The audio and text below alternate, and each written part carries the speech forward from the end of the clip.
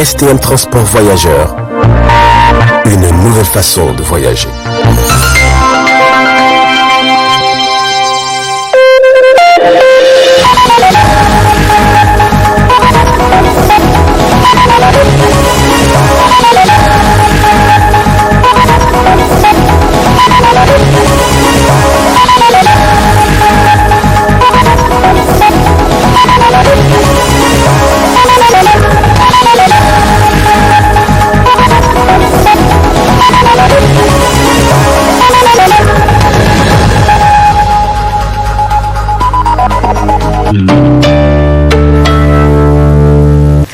Messieurs, dames, bonsoir et bienvenue à cette édition d'information du soir sur le miroir de la femme. Cela dit, le Royaume-Uni dispose depuis quelques jours d'une représentation diplomatique au Niger.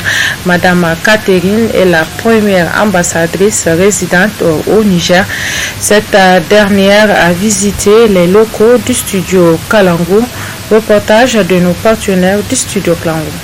Catherine Inglehurn, le tout premier ambassadeur britannique résident au Niger, était en visite dans les locaux du studio Kalangu ce matin. Une visite au cours de laquelle elle a fait le tour des différents services. Dans une interview qu'elle a accordée au studio Kalangu, elle s'est appesantie sur les raisons pour lesquelles son pays a décidé d'ouvrir pour la première fois une ambassade au Niger. Je suis la première ambassadeur résidente de la Grande-Bretagne au Niger.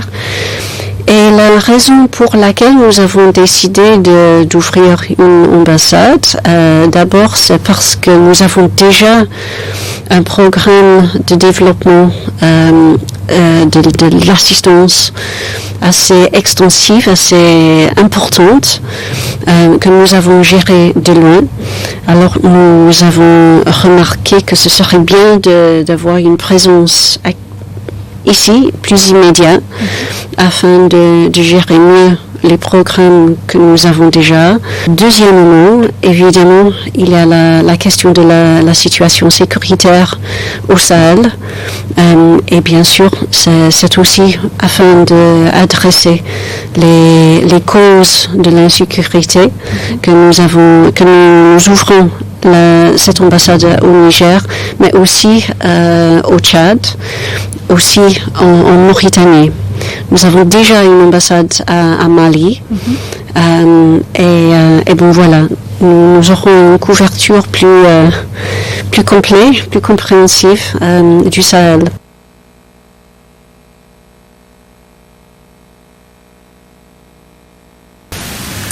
Dans une semaine, les élèves vont reprendre le chemin de l'école sur toute l'étendue du territoire national.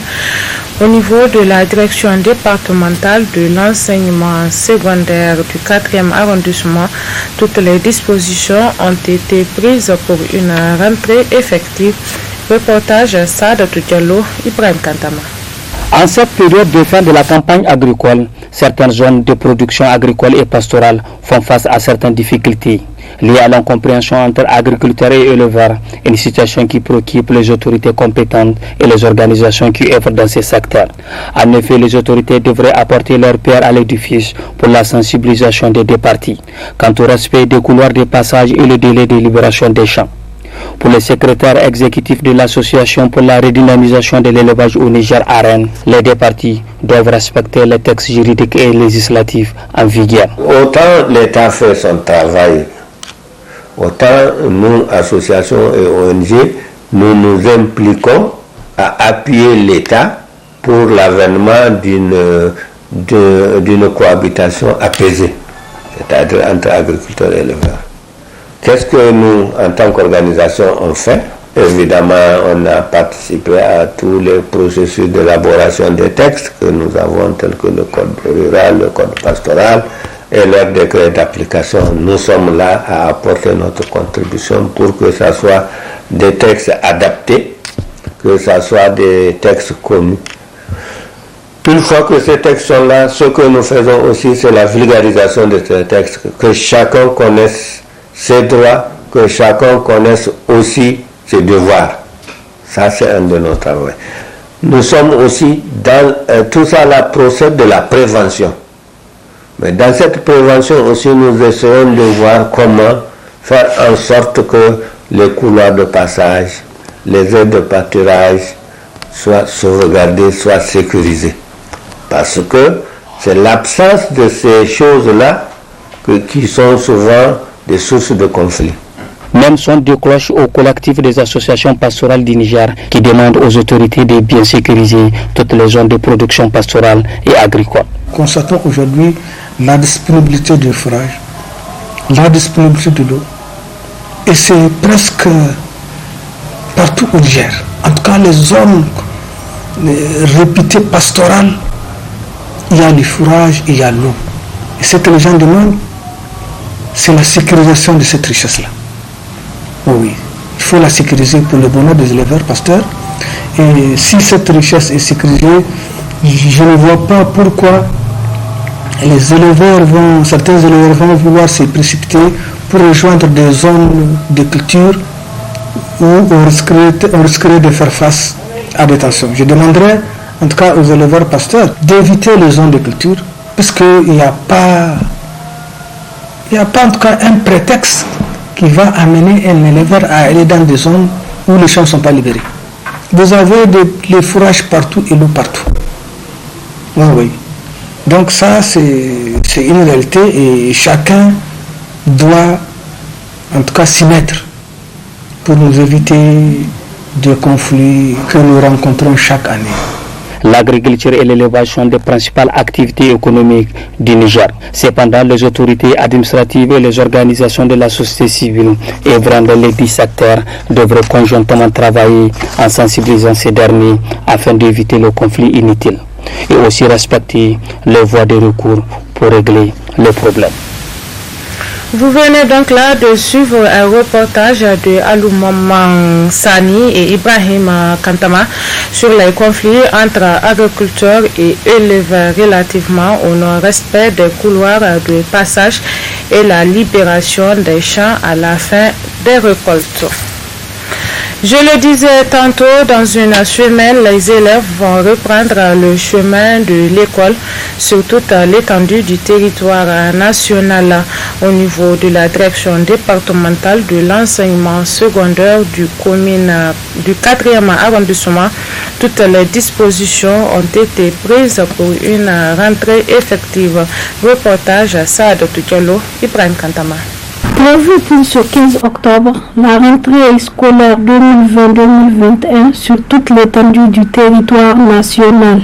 Le ministère des enseignements secondaires, à travers les directions régionales, a déjà procédé à la répartition et aux orientations des élèves admis au BPC dans leurs établissements respectifs. Au niveau de la direction départementale de l'enseignement secondaire du 4e arrondissement, des dispositions ont été prises pour une rentrée effective. Les orientations sont faites depuis un peu plus de 3 semaines et tous les élèves qui ont justifié d'une moyenne supérieure ou égale à 9 sur 20 ont été orientés au niveau de la région de Niamey.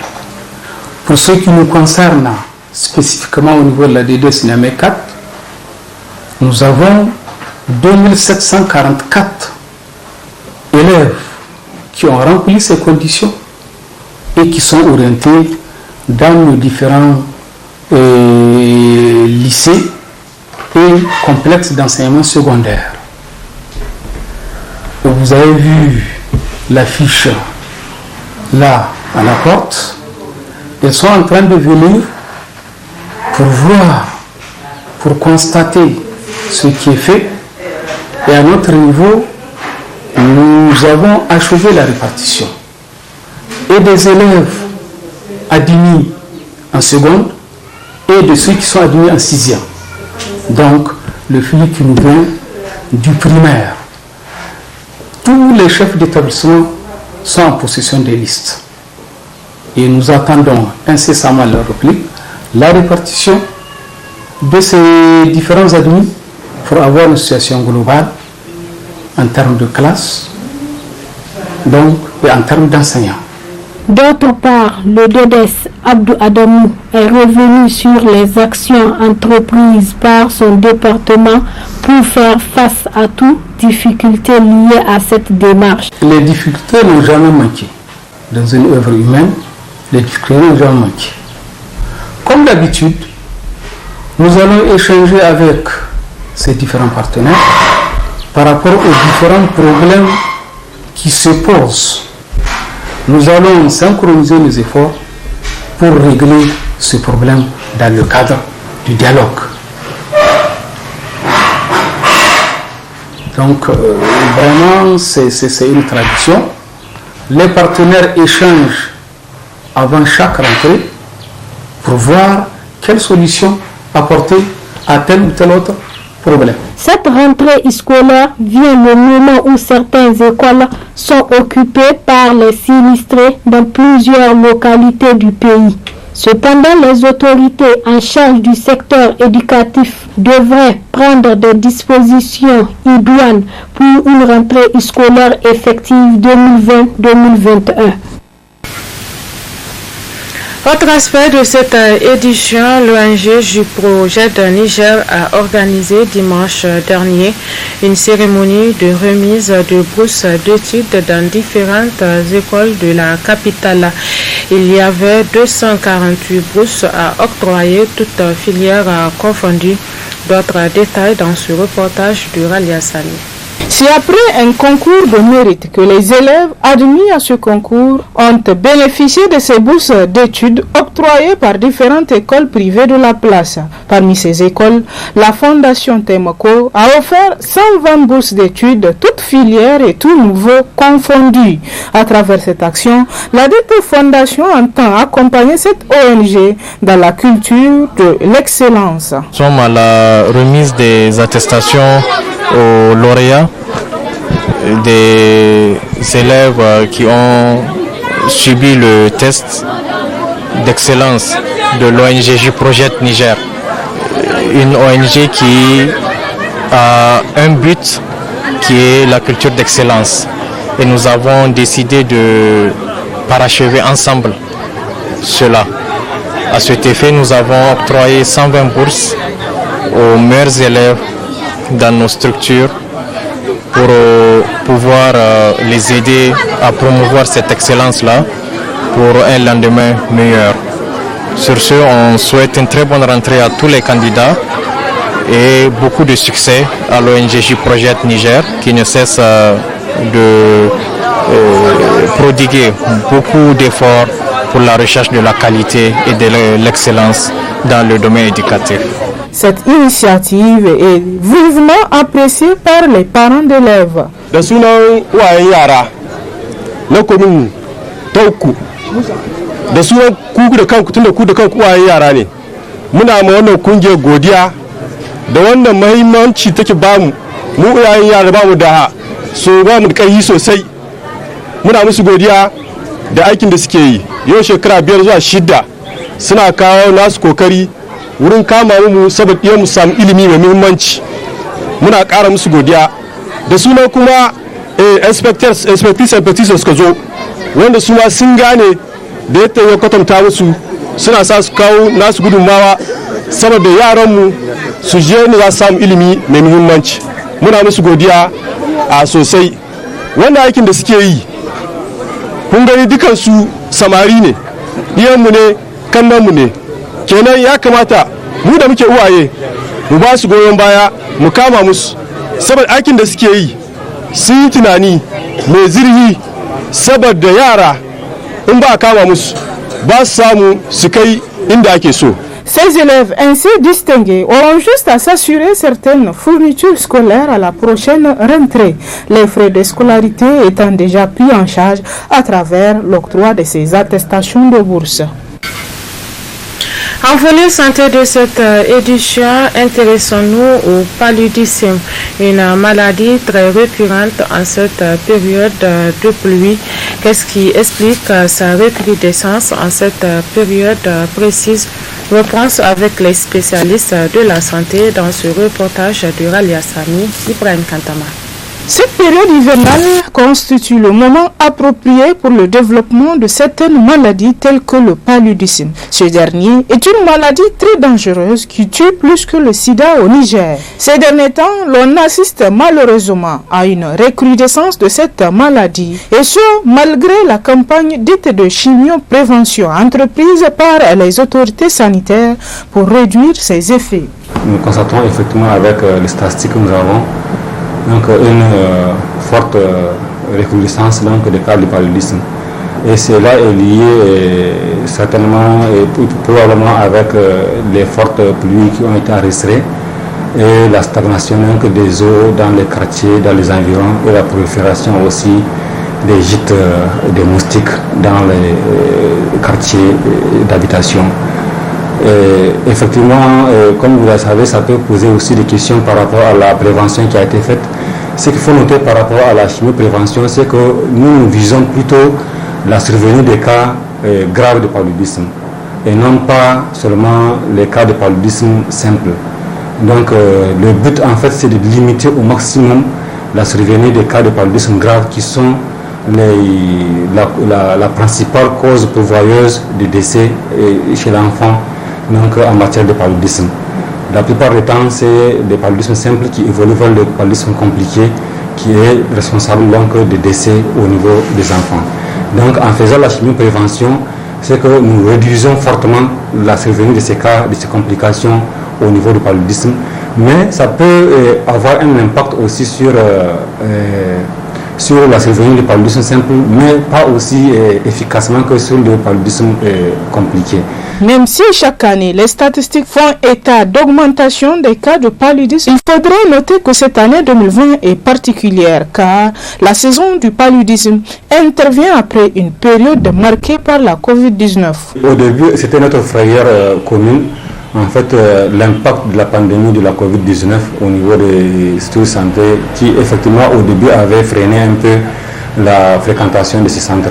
Mais Dieu merci, donc avec les sensibilisations et les communications qui ont été entreprises à l'endroit de la communication de la population, cette frayeur-là a été dissipée et maintenant la population accède très rapidement donc, au niveau de centre de santé sans pour autant se faire une idée ou une peur par rapport à la Covid-19. Nonobstant tout cela, donc les structures sanitaires aussi se sont organisées donc, afin de limiter la transmission ou la propagation de la maladie de Covid-19, puisque jusqu'à présent aussi ça circule, le virus circule toujours, mais le dispositif mis en place donc, pour la prévention de l'infection donc, est toujours actif et il est mis en œuvre. Vraiment, c'était une peur, mais avec le dispositif mis en place, la population a effectivement compris qu'il n'y a pas à se réfugier à la maison en souffrant d'une maladie. Il vaudrait mieux venir au niveau des centres de santé puisque les dispositions ont été effectivement prises. Pour le moment, il n'existe encore pas de vaccin pour prévenir cette maladie. Pour donc s'en préserver, il est important de suivre les conseils des médecins, dormir sous moustiquaire imprégné, assainir son quotidien et surtout accourir au centre de santé pour une prise en charge rapide en cas de symptômes de cette maladie. Et pour protéger les couches vulnérables de la population, il faut noter que toutes les dispositions nécessaires ont été prises et la gratuité des soins leur est assurée. Et voilà, messieurs, dames, c'est sur cette page santé que s'achève cette édition d'information du soir sur le miroir de la femme. Merci à vous de l'avoir suivi. Passez d'excellents moments en compagnie de nos programmes. Bonsoir.